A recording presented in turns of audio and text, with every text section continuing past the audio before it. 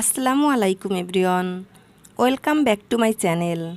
আশা করি সবাই ভালো আছেন। আমিও আলহামদুলিল্লাহ ভালো আছি। আজ আমি আপনাদের তৈরি করে দেখাবো কাঁঠালের বিচি দিয়ে মুরগির মাংসের পাতলা ঝোল। আশা করছি রেসিপিটি আপনাদের খুবই ভালো লাগবে। ভালো লাগলে বাসায় অবশ্যই একবার ট্রাই করবেন। তাহলে চলুন রেসিপিটি শুরু করি। প্রথমে আমি কাঁঠালের বিচি সিদ্ধ করে নিব।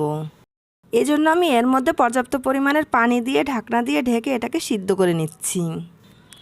এবার চলে যাচ্ছি মূল রেসিপিতে।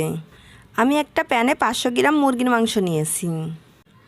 এখন আমি এর মধ্যে দিয়ে দিব 1 কাপ পরিমাণ পেঁয়াজ কুচি, 1/4 কাপ রসুন কুচি আর 7-8টা লাল মরিচ মাঝখান দিয়ে কেটে দিয়েছি। তারপর দিয়ে দিচ্ছি পরিমাণ মতো লবণ, 1/2 টেবিল চামচ আস্ত জিরা, দিয়ে দিচ্ছি 5-6টা এলাচ, 5-6টা দারুচিনি আর 10-12টা লবঙ্গ ও গোলমরিচ। এভাবে কাটা মশলায় মুরগিটা রান্না করলে খুবই টেস্টি হয়। দিয়ে দিচ্ছি 1 চা চামচ হলুদের গুঁড়ি আর সবশেষে দিয়ে দিচ্ছি 1/3 কাপ সরিষার তেল। তারপর সব কিছুকে খুব ভালো করে হাত দিয়ে মেখে নিতে হবে। কাটা মশলায় মুরগির মাংসের ঝোলটা আমি আজ আমার নানু রেসিপিতে আপনাদের করে দেখাচ্ছি। আপনাদের কাছে আমার অনুরোধ রইল, প্লিজ এভাবে একবার মুরগির মাংসটা রান্না করে খাবেন। মশলার সঙ্গে মাংসটা খুব ভালো করে মাখানো শেষে আমি দিয়ে দিচ্ছি 1/2 কাপ পরিমাণ পানি। তারপর আমি ঢাকনা দিয়ে ঢেকে 10 মিনিটের মতো রান্না করব। এরই মাঝে আমার কাটা মশলাগুলো অনেকটা সফট হয়ে যাবে। 10 মিনিট পর আমি ঢাকনাটা তুলে মাংসটাকে খুব ভালো করে নেড়েচেড়ে কষিয়ে নিব। এই পর্যায়ে দিয়ে দিব 1 চা চামচ রসুন বাটা আর দিয়ে দিব 1.5 টেবিল চামচ আদা বাটা। এর আগে আমি রসুন কুচিটা ব্যবহার করেছি, তাই আমি রসুনের পেস্ট একটু কম দিচ্ছি। তারপর দিয়ে দিচ্ছি 1 চা চামচ ধনিয়ার গুঁড়ি, দিয়ে দিচ্ছি 1 চা চামচ কাশ্মীরি লঙ্কা গুঁড়ি। এটা দিলে ঝাল হবে না, জাস্ট কালার আসবে। আপনারা না দিতে চাইলে স্কিপ করতে পারেন। তারপর দিয়ে দিচ্ছি 1/2 চা চামচ শাহি জিরার গুঁড়ি আর দিয়ে দিচ্ছি 1 চা চামচ এলাচ এবং দারচিনির গুঁড়ি। এবার সব কিছুকে নেড়েচেড়ে খুব ভালোভাবে কষিয়ে নিব।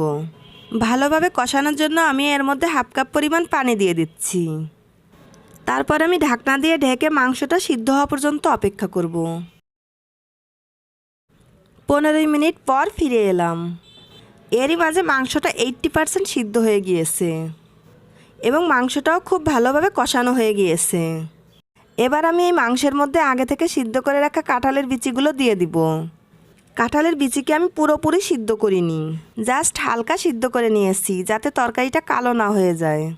এখন এই বিচির সঙ্গে মাংসটাকে খুব ভালো করে নেড়েচেড়ে কষিয়ে নিব। মাংসে বিচিটা দেওয়ার পর আরও 5 মিনিটের মতো কষিয়ে নিব, যাতে করে বিচির মধ্যে মশলা ভালো করে ঢুকে।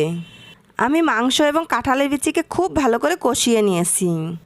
এখন আমি এর মধ্যে ঝোলের পানি অ্যাড করব। যেহেতু আমি আজ পাতলা ঝোল করব, তাই পানির পরিমাণটা একটু বেশিই দিচ্ছি।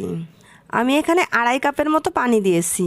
আপনারা ঝোলটা ঘন রাখতে চাইলে পানিটা একটু কমিয়ে দিতে পারেন। তারপর আমি ঢাকনা দিয়ে অপেক্ষা করব কাঁঠালের বিচি সিদ্ধ হয়ে মাংসের সঙ্গে মাখা মাখা হয়ে আসা পর্যন্ত। দেখতেই পাচ্ছেন কাঁঠালের বিচি সিদ্ধ হয়ে আমার ঝোলটা মাখা মাখা হয়ে গিয়েছে। এখন আমি এর মধ্যে 1 চা চামচ ভাজা জিরার গুঁড়া দিয়ে দিচ্ছি।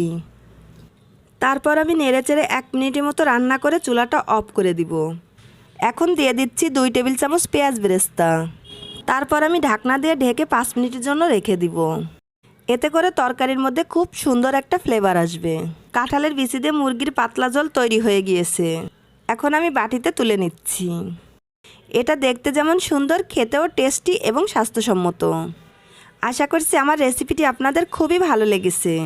ভালো লাগলে আমার ভিডিওটাতে একটা লাইক দিবেন, কমেন্ট করবেন এবং আমার চ্যানেলটিকে সাবস্ক্রাইব করবেন।